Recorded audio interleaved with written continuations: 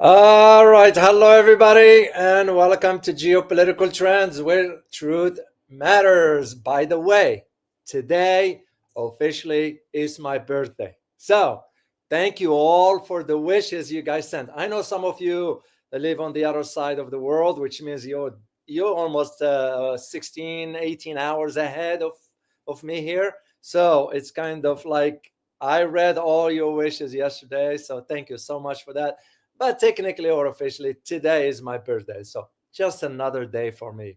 Once you get to this age, you kind of just like, uh, okay, you pass on those parties and all that stuff, and just you look at it like another. But I'm very excited. And the reason being because it's with you guys, with the community, of course, with my own tribe here and with the good friends and so forth. Everybody's texting me for that, but it's with you. Also, I want to say thank. I'm gonna give shout out towards the end to some of you here, guys. Some of you bought me coffee for my birthday, bought me many cups of coffees. Thank you so much for that. So I decided I'm gonna give a shout out towards the end. So anyway, I got an interesting topic to address for you today, and this one has to do with Greenland. This is nothing new, by the way, guys. If you only know, not about 2018-19, when Donald Trump, along with someone else, and that someone else was his friend, his real estate individual who was interested in Greenland, the purchase of Greenland. So it goes way back to World War II. So I'm going to be providing you some insights. But for this one specifically, my analysis will focus on the geostrategic framework, if I may use the term, for why all of a sudden this interest reemerges as Trump is set to start his second term in office. So this is what I'm going to be addressing for you today. I will be happy to answer some super sticker questions if you have any. Prepare them and I will answer those. So, but first, let me say hi to our community. Willie Holman, as always, Timeline Dunkley from New York. That's an interesting statement, Timeline Dunkley. I'm going to share it here. That's crazy how Trump wants to take Greenland. Well, here's the thing. I need you to know, guys, one question, and I'm going to ask. Actually, I'm going to ask it later on. So let me just say, Matt Becky, thank you for your message on my birthday. Matt Becky texted me directly on my Twitter account. So thank you, Matt.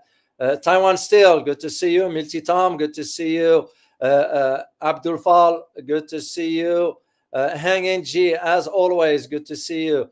And good evening to you as well. YT, good to see you. Who else? Marco W, good to see you. Karl Mao, good to see you. Seal you, good to see you. Rick Hine, good to see you. Common Sense, good to see you. Alice Talokin, good to see you here. Very, very excited to be with you guys. All right, let me start with those questions here because you need to understand this, and goes back to Timeline Dunkley statement, so it will make more sense to you.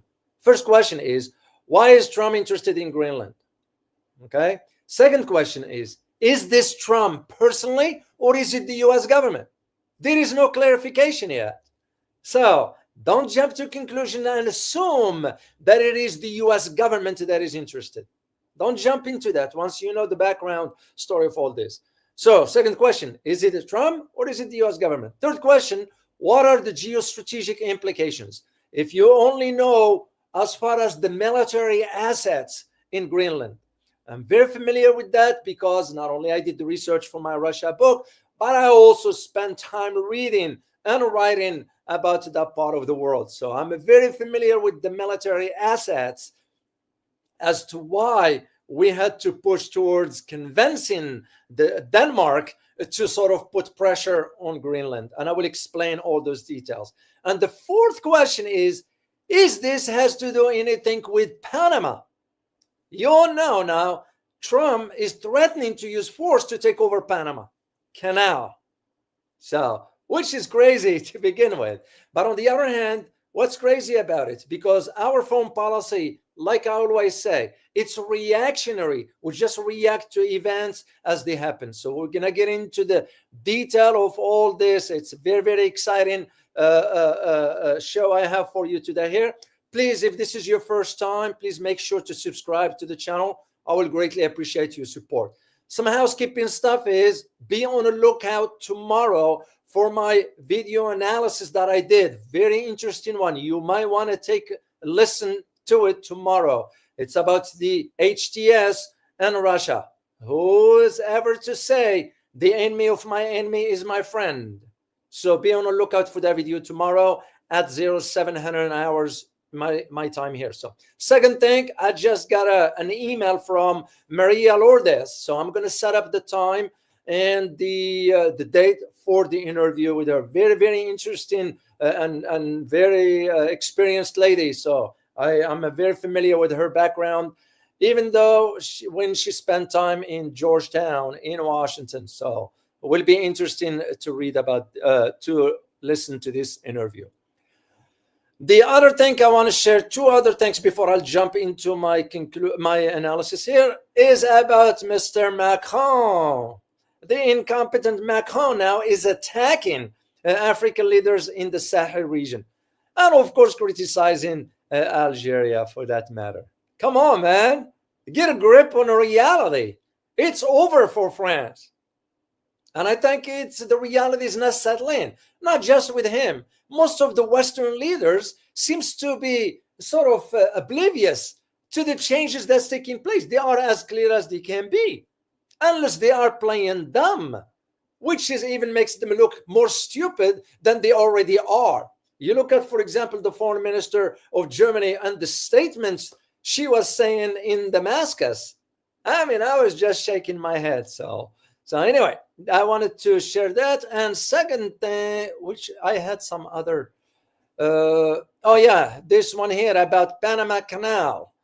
This is the Panama Canal. This is a picture of that. And this one has to do with Mr. Trump suggests he could use military force to acquire Panama Canal and Greenland and economically force to annex Canada. How crazy this is. And again, to those who say, I have another picture here this is a Singaporean cargo ship transiting through Panama Canal. And this first picture here, I need to give credit to Arnolfo Franco. That's his picture right here. So you guys, just FYI, anytime you do reporting like this, whatever, make sure you give credit to whatever you get the story from and so forth. So this credit goes to Arnolfo Franco. Thank you for the picture here. So, but anyway, the idea that Trump now is thinking about Panama, Greenland, and even Canada. So this morning, Canada responded by saying, you know what? We might be interested in purchasing Alaska. You all know this is nothing but stupidity. Because let's be real here. There's all these statements and all that, even Trump's thinking in these terms, it's just stupidity. That makes us look so stupid.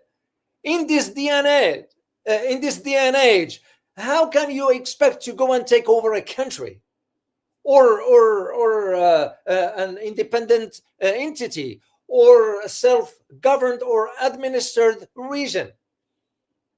But in this case of Greenland, there is more than what meets the eye regarding this one. And this is what we're going to get into this one. So as you know, the Trump's son, the eldest son, won over in Greenland. He's in Greenland right now, in Inuit. And he's traveling as a tourist because he's doesn't represent the government. And even Trump himself, he's not in office yet. So he has no authority whatsoever to speak on this unless he is speaking on his behalf. And that is what I asked the question. Is this, and to go back to your point, timeline, Dunkley, to go back to your point, is this about Trump himself or is this about the US government? So the one thing that you need to understand is that President-elect Trump has expressed his desire in 2019 and now is forcefully pushing for his desire to take over the resource-rich Arctic island because it is very rich natural resources. You all know what it means, right? There's no, on the other hand, Denmark, which has the sovereignty over Greenland, except that Greenland is self-administered. This is almost the equivalency, if I may compare this, to Taiwan and mainland China. Mainland China has the sort of the full authority because the full sovereignty, but it allowed Taiwan to self-govern itself. The same argument I will make about Greenland, that Denmark or the Danish government in Copenhagen allowed Greenland to self-rule itself. So, however, the Danish government said it's not for sale. So it becomes the question, what is Trump after for all this? And that is very, very interesting to understand. There is an interesting article by Seb Strasevic, and I'm going to put a link for you guys. I read it last night because it was just published last night as to why, and the author made a logical argument as to why Donald Trump, president-elect, refused to rule out invading, and I use the term invading as it was in the article, invading Greenland or Panama. Yeah, what are we talking about here? I mean, it's the law of the jungle here. Just because you have a military might, whatever, you're just going to do whatever. What happened to international law? What happened to the rule-based order? That is. So, and this is why Trump did disclose that he will use military force to acquire the Arctic island or the canal, the Panama Canal in Central America. So that's just very, very, very disturbing, to say the least. I know Trump is for Trump. That's why I always say Trump is not doesn't have the ingredients of a president. Yeah, and this nationalism and all that is beside the point, because most Americans are angry at the Democrats, and they will be angry at the Republicans. Because here is what most Americans do not understand. That's how some of us are so dumb stupid. We never understood that for the last 150 years, the political system has been controlled by the two political parties. So, it's the same. Meet the new boss as the old boss. There is no difference. So it's not the party, it's the American people, if they only wake up. This is where the problem, I believe. So, but again, that's my opinion. So, well, before we delve deeper, I'm going to do a little bit of geography and a little bit of history for you to understand about Greenland, because you need to understand its location and so forth. So let me share the map here. I have the world atlas, but it's very sporadic. So I decided to just use a separate one here. So now, when you think about Greenland, the first thing that comes to mind is the largest island in the world. That's the first thing. Second thing, Greenland is a dependency of Denmark. However, like I mentioned, the comparison between Taiwan and mainland, Greenland has its own government, which manages the internal affairs of the island. Third thing is that most of the Greenland is covered by a vast ice sheet. Makes you just wonder why they call it Greenland to begin with. And we'll get into that in the history. Another point you need to understand is that the Inuits are the original inhabitants of Greenland. And since Greenland is a possession of Denmark, it is politically linked to Europe, but it is geographically part of North America. This is the interesting aspects about it. So when you look at the map, the one you're looking at right there, Greenland is situated in the north, in the far north, rather, between the Baffin Bay and the Greenland Sea. It traverses the North Atlantic Ocean and the Arctic Ocean. Greenland is an autonomous dependency of Denmark, which means it is politically part of Europe, as I mentioned. So from geographical perspective, Greenland is part of North America. Here is the thing. its people, which are mostly of Inuit heritage, and are also related to the Inuits who live in North Canada from way back. Because if you are to go into the history of Greenland, we'll just go to demographics for that matter. So the original Norse, they call them Norse, Norse, Norse settlers, those ones were back in the 10th century. And he was a man by the name of Eric the Red. Yeah, that was his name, Eric the Red. He's the one who named the islands Greenland. Why do you think he named it that? Because they wanted to attract sort of new settlers to come in. And this one, by attracting more settlers to the territory, sort of it will be populated and so forth. So about 2.5 million years ago, Greenland was actually really quite green. Because you think about it. What am I referring to here? I'm referring to the Ice Age. Okay? So during the time of the Eric the Red, the one who you named the islands Greenland, up till today, so most of the island has been covered by ice most of the time. So I'm going to share some images with you guys, and this is just for FYI because I came across this and I wanted to keep it and share it with you. It's nice to see some pictures. Share island. All right, let me make this bigger for you guys so you can see. All right, so what you're looking at right there, so this is the Elisat in Greenland. So I'm just going to share some pictures with you guys here. There's another picture here. This is the memorial of the relocated Inuits of the high Arctic. So this is near Hamlet of Resolute Bay. So I have one more picture here that I see. This is the village on the coast of Greenland. So there are small places there. That's usually what it is.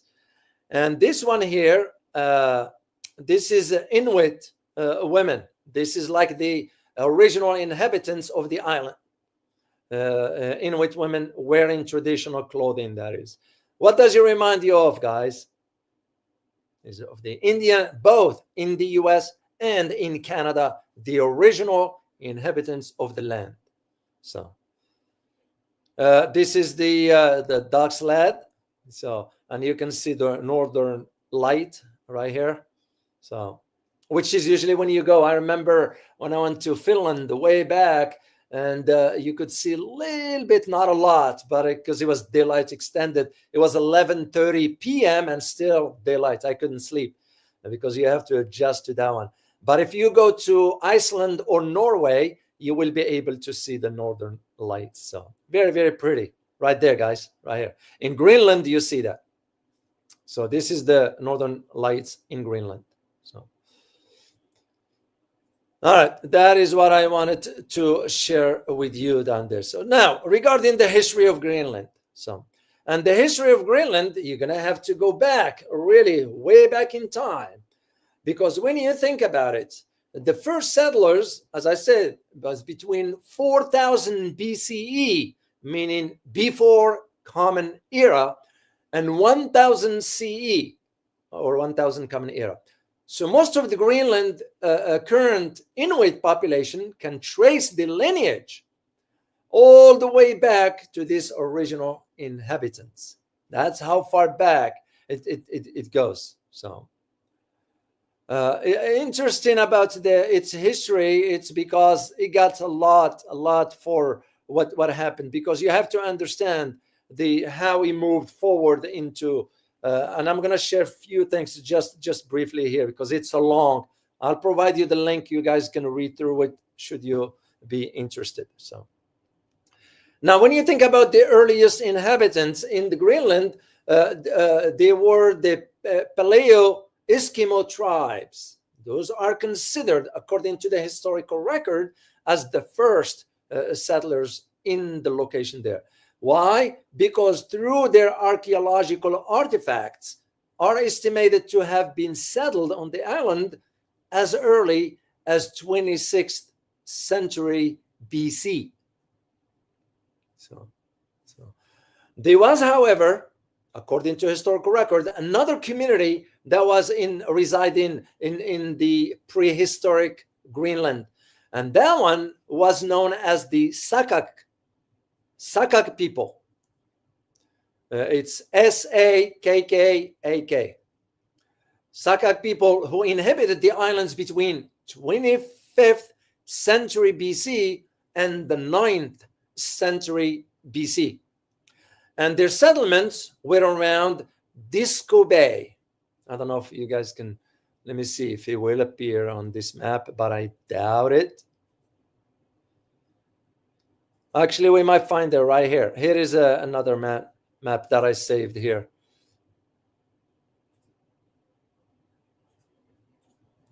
So the Disco Bay and these early inhabitants of Greenland are believed to have originated from North America before settling in Greenland.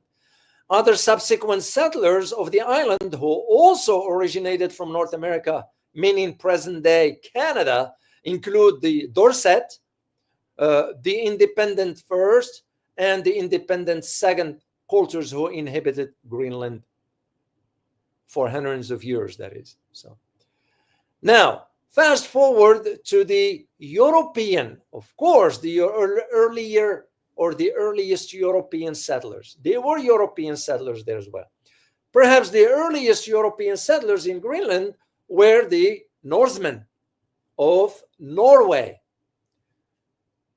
And I checked few sources and all of them converge on this, except one. It says there was no record of this. So I'm just sharing with you what I found. I'll provide you the links, but you reach your own conclusion once you read the facts that have been stated. So now the earliest Norse settlements in Greenland being traced back to 986 AD.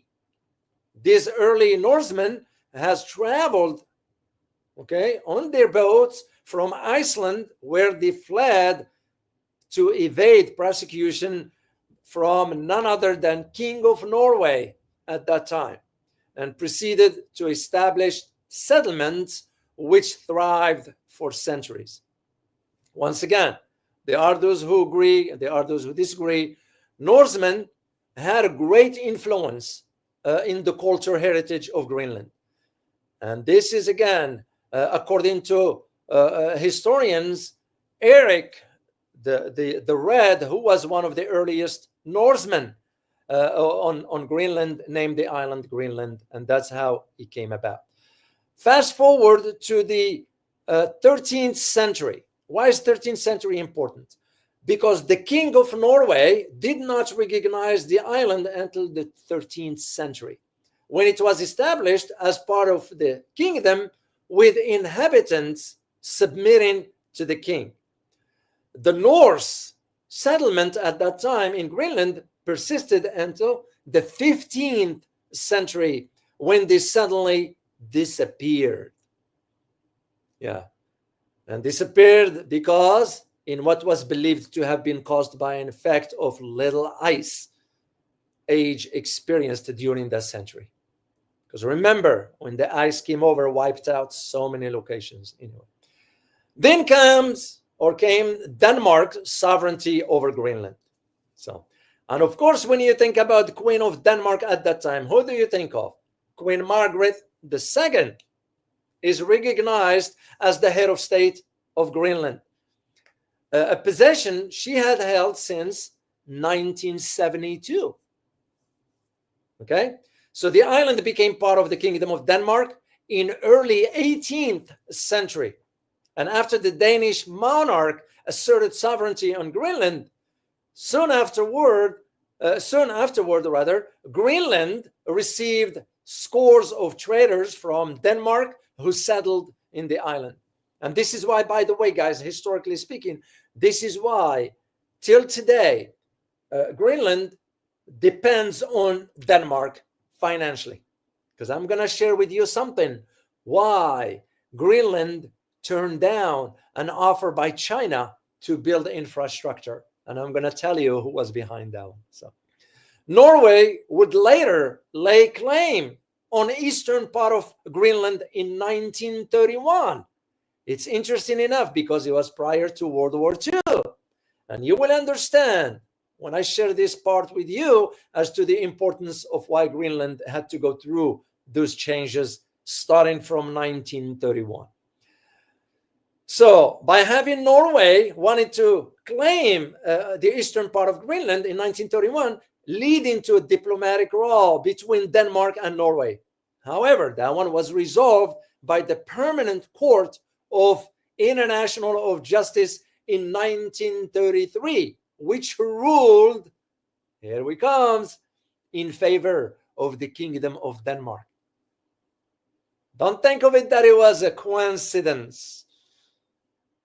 It was for a reason why that happened, guys. So very, very interesting dynamics as to this is some pictures of the colony from way back in Greenland. So, and I have another picture of an Inuit family. This is with their traditional clothing and so forth. So this is Nuuk, N-U-U-K, or K rather. I'm sorry, not this one. It's right here. This is an image of Nuuk. It's called Nuuk. Very interesting location. I have another one here.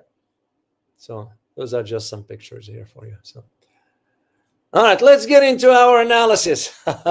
Why the president-elect Trump all of a sudden interested in Greenland? And by the way, it was in Christmas message.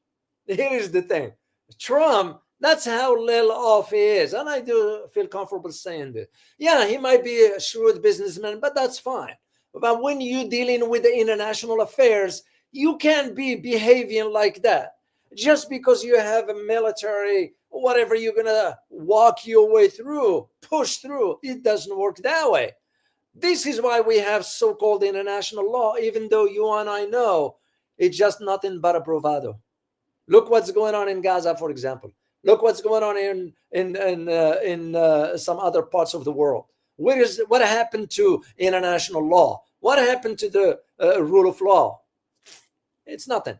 But anyway, in Christmas message, President-elect Trump described Canadian Prime Minister, Dictator Trudeau, as, and I did mention this to you, as Canada's governor. I know it's an insult.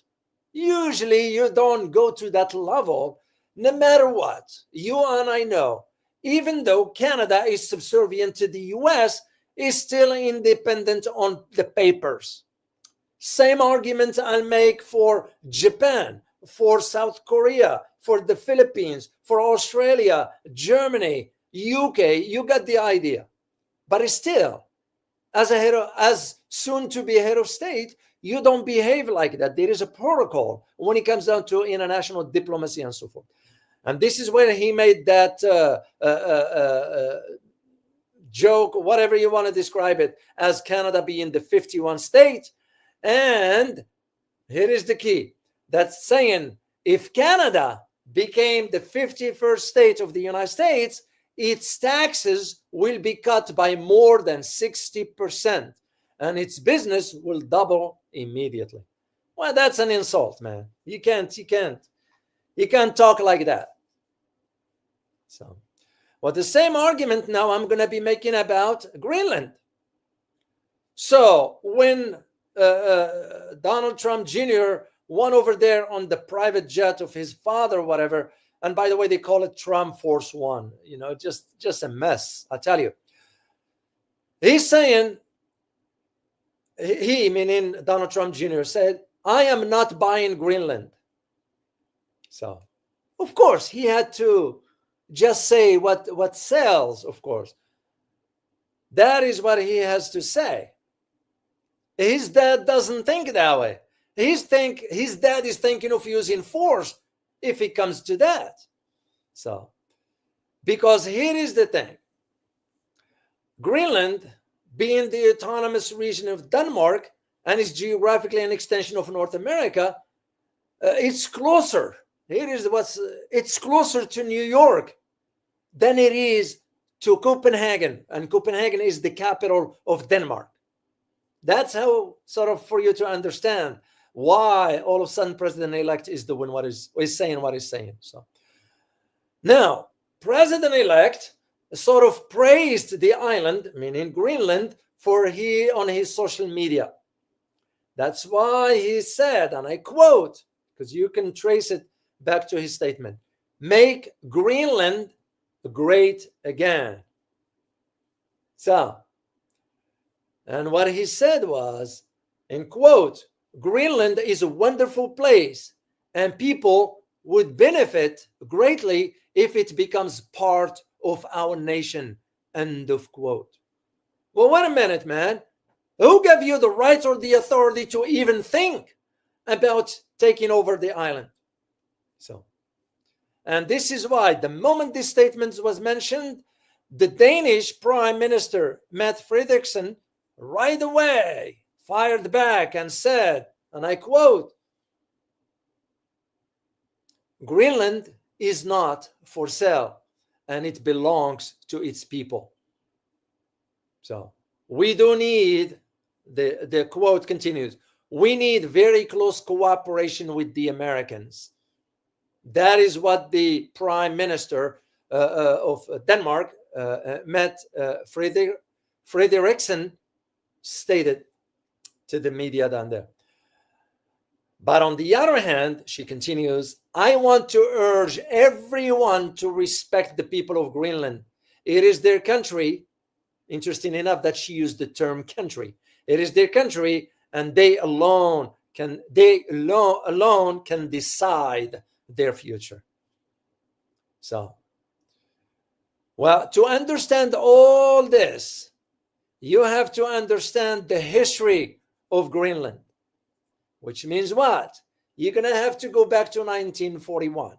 During World War II, when the Germans went over and took over Denmark, Greenland was part of that, except that the Germans didn't go all the way. Right after, at that time, Truman made some sort of a deal with the Danish government that they will protect the Greenland by allowing US forces there. This is why we have one of the main bases in Greenland that deals with radars that are used for missiles. Very crucial. Also, the location of Greenland is right in the middle. When you look at where it is, I don't have a big map here. So, you know what I mean by the middle. You look at North America, you look at Russia and all the other parts of the world, right in the middle. So to the Americans, the thinking back then was about ensuring to track the missiles of the Soviet Union and afterward the Russians. So we went ahead, cut a deal with the Danish government. And the deal was signed in an agreement in 1941. That's when it was signed. So, because right during World War II, the Germans invaded, as I said, and occupied the Denmark. And this has left Denmark, the Kingdom of Denmark at that time, other two territories. There are two, the Faroe Islands and Greenland. Those two were exposed. They weren't invaded, but they were exposed to German invasion.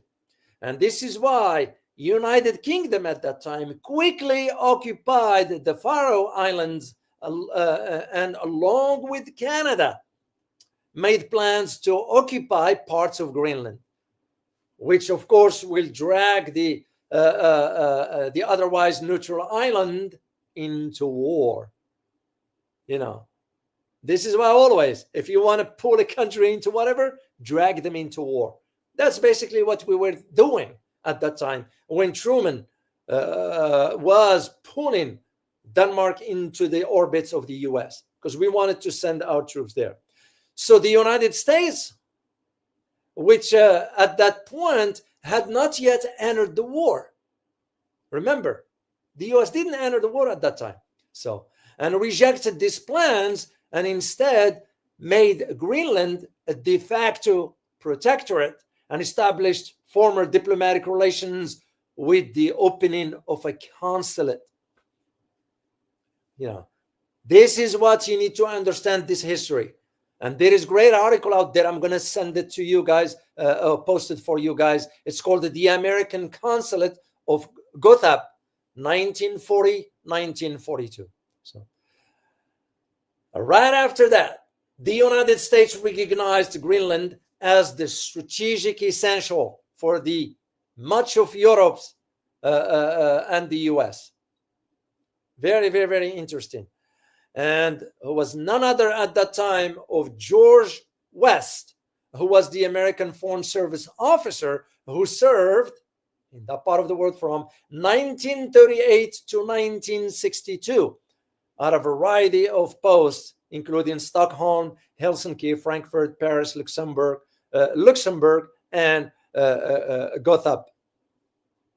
So it was till 1941 when that agreement was signed between both countries, Denmark and the United States. Here is the other side of the story. It was in 1951 when the ambassador of Denmark in Washington reached out to the US and said, hey, we need to renegotiate that agreement. We don't want you anymore. Or he was pushing for, because Denmark wants to change their status, because they're realizing they wanted to keep that independent. This was part of where that difference was. And of course, all this has to do with Greenland. And that's why this article I'm going to send you guys, it's a long one. You can read through. Very, very interesting. Will provide you an understanding of the background of this. But here is the thing. One thing you need to understand also throughout this history is that Denmark and Greenland relations has deteriorated sort of recently. Why? It's because of the practices, colonialism practices. And this is where Trump comes in 2019 during his first term, when he backed a plan to visit Denmark after Prime Minister at that time criticized his idea of buying Greenland. So very, very, very dynamic understanding. Now, of course, floating this idea of buying the island will have to have some reason. And once again, I need you to make sure, guys, you understand. Are we talking about Donald Trump's personal desire, or are we talking about the US government? So it's a very hard to tell at this point till he inaugurates the office. And if the statements comes in there, will you realize it's the US government that wants this. Remember, when the US wanted to buy the island back then, they offered $100 million. That was back in the 40s. There are some records where you can find this. The value of the island today will be about $1.4 to $1.7 trillion. But they're not going to sell it. I mean, it's ridiculous. It's their country. So, and this is why meaning Donald Trump, is thinking, wanted to ensure, because remember, this Danish territory, meaning Greenland, is a home to the US military space base. It's called the Pitvik. So the space base that exists. And this one deals with the radars regarding tracking missiles. Any missile is launched, those radars in Greenland, that's the one their purpose is. This is why we wanted to really ensure now the presence even further. But why is this so important? Because China has reached out to Greenland a few years ago to help build bridges, airports, and so forth. And the US pressured the Denmark to pressure Greenland not to allow the Chinese to do that. China wasn't about to establish military base. I know this for a fact. What I do know is that China was about to do economic investments. In other words, infrastructure, and they are good at that.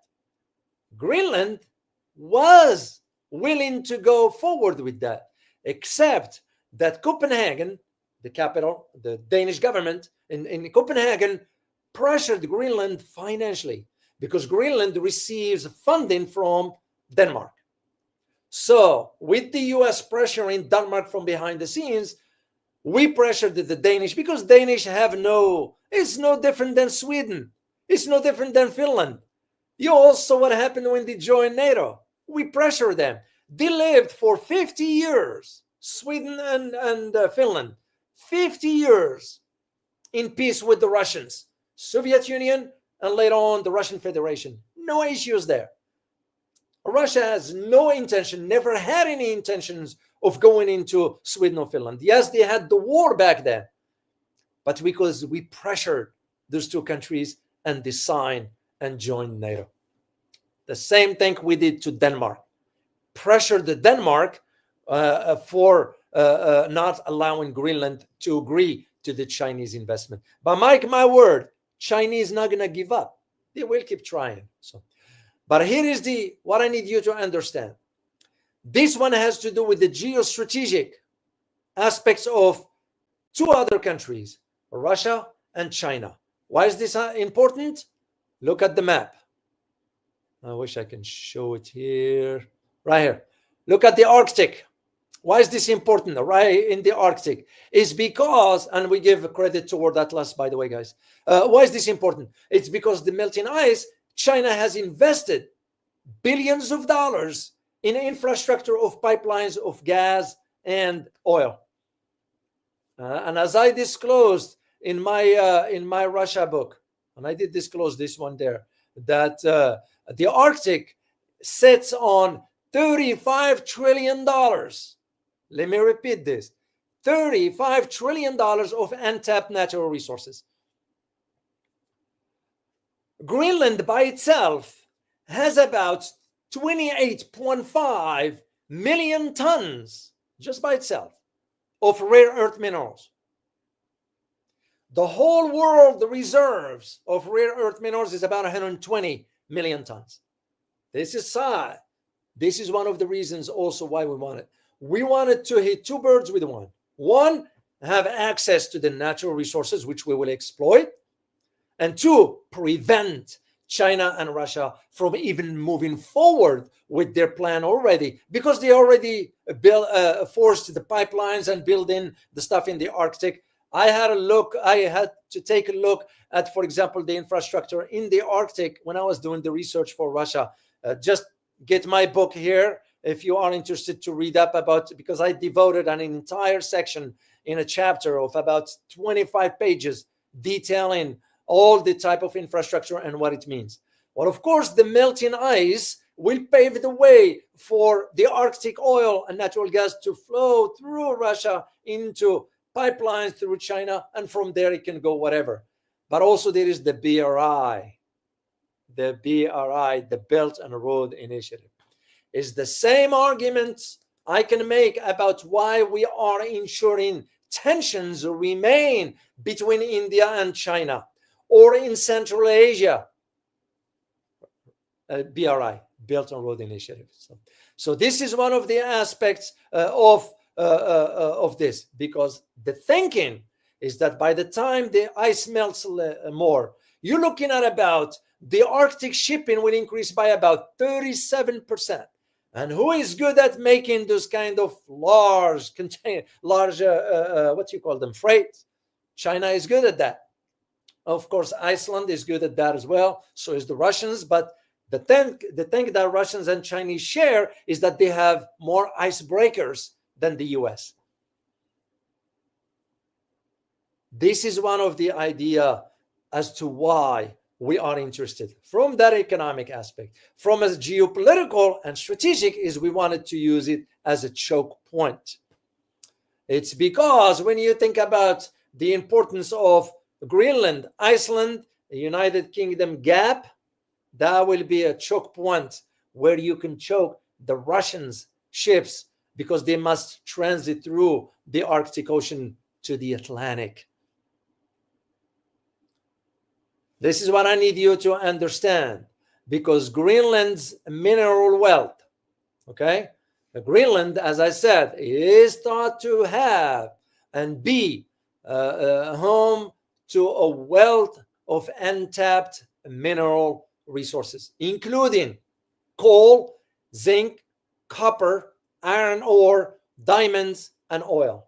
And one thing we wanted to do is to never count on China's rare earth minerals, because China has a lot. But it's kind of, with the sanctions that now China imposed on the US defense contractors, where do you think those defense contractors going to get the ingredients for the stuff they need to produce those weapons? And most of them are produced where? In the US? No, in China and some other Asian markets. So, and this is why you need to understand.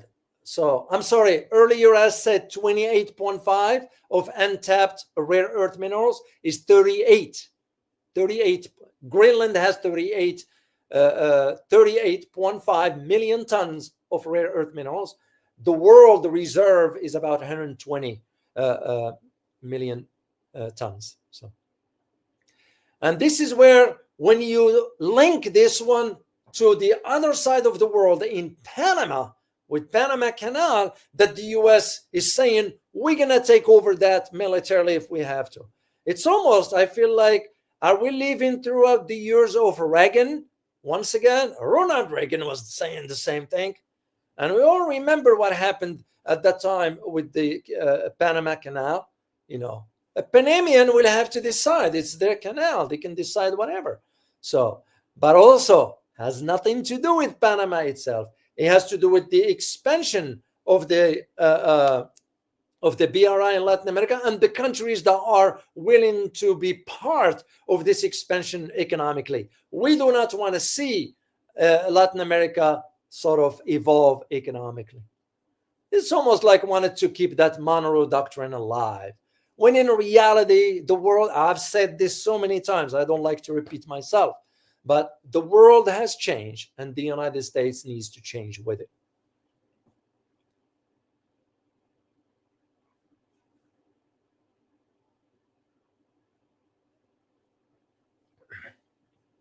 Pardon me.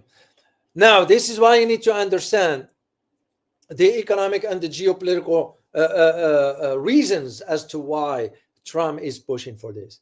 The other question that loomed large, was it really Trump's idea or someone else? Because remember, one of his supporters, he's a Jewish mogul when it comes down to real estate. You know, he's the one who floated the idea back in the 80s, in the 2018s. And the national security advisor at that time, Bolton, he's the one who wanted to have the conversation with the Danish ambassador in Washington, trying to test the waters to see if we can purchase that. So there's this strategic component to understanding these dynamics, why all of a sudden you're hearing the conversation coming up to the surface, which is, to me, diplomatically speaking, this is not something you say because that's a sovereign entity. It belongs to Denmark, even though it's self-governed. Greenland is self-governed, but still, you can't just force your way militarily into something like this. That just doesn't make any sense. So, and the idea, like I mentioned in my Russia book, is that the US is very concerned about these joint ventures between Russia and China. Well, it's a fait accompli, as we say, as the saying goes. There is nothing we can do. So when the Trump or the ones like Trump saying, well, this is because it's for the purpose of national security and freedom, come on, man. What freedom are we talking about? What national security? The national security will be when you have your people are starving right here. That becomes a national security concern because it's from within. But sadly to say, some of my fellow Americans are clueless They are clueless. I don't shy away from saying it. With all my respect to you, especially my viewers here from the United States, you know what I'm talking about, and you know what I'm referring to. So for you, consider yourself slightly different than others because you are armed with knowledge. And I hope you have learned something with me for the last year and a half or so, because that's what it is. And this is what I need you to understand, the big picture as to why all of a sudden the conversation is surfacing regarding Greenland and Panama, the canal that we wanted to use even military force to take over. Yeah, that era is gone. You can't be bullying countries, and Trump tends to have that kind of approach. Not all New Yorkers are like that, but that's part of the makeup in New York. Once you know how the American locations, the people from the South versus those in the North, New York versus LA and Chicago and so forth, each one of them has its own flavor as far as the aggressiveness and the personality type. So Trump is not a politician. So, and that's not a way of talking, bullying your way into this. But again, you have the Europeans that can sort of fall into that. I mean, look at the Europeans now. The Europeans say we stand on something, but stand on something that doesn't matter. But when it comes down to the issues that matter, they can't. They can't. I'll say the same argument about Australia, Japan, South Korea, and Philippines. Can they stand on really issues that matter, like security, for example, in Asia? No, they can't. But they will say, well, we disagree with the Americans regarding this and that. There's two different things. So if you know what I mean. So, and this is again where you are realizing the idea of why. So even for Denmark to be saying with this and that, well, wait a minute. You're the one who agreed to sign the agreement with the Americans. Well, that's the outcome of it. Deal with the consequences of your actions. Simple as that. So, but Denmark, I was in Denmark way back. Back then it was different.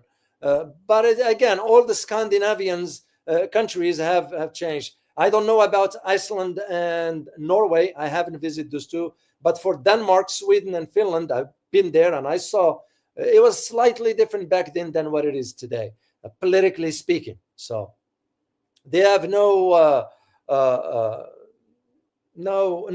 standing like the rest of Europe.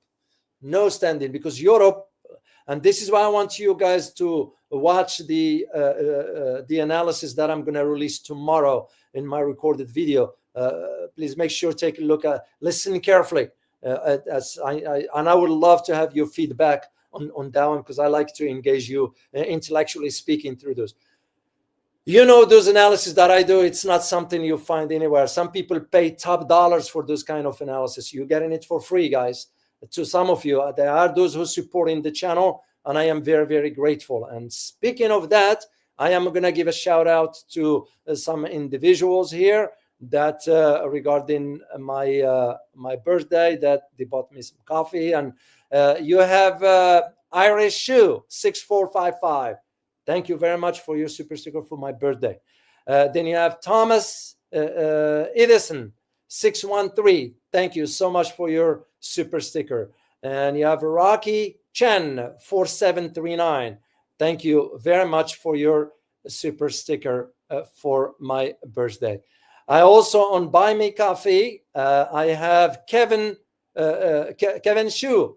Thank you so much for buying me many cups of coffees for my birthday. Truly appreciate you for that.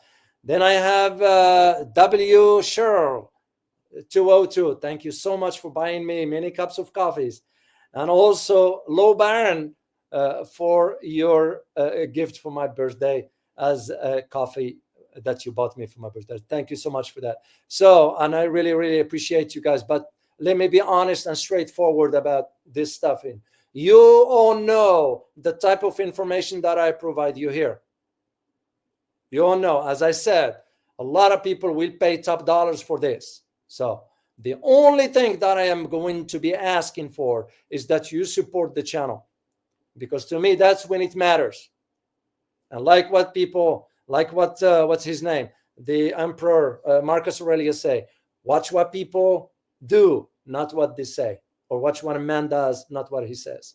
So should you decide to support the channel, here is the link if you are interested in doing this. So anyway, let me what was I going to say? By the way, tomorrow I will be restarting the other channel, the big channel. So we're going to do a live stream tomorrow, and I'm going to be there, of course, and look forward to seeing you tomorrow. So as always, remember, geopolitics impacts your daily life in more ways than one. Till next time, guys. Bye-bye.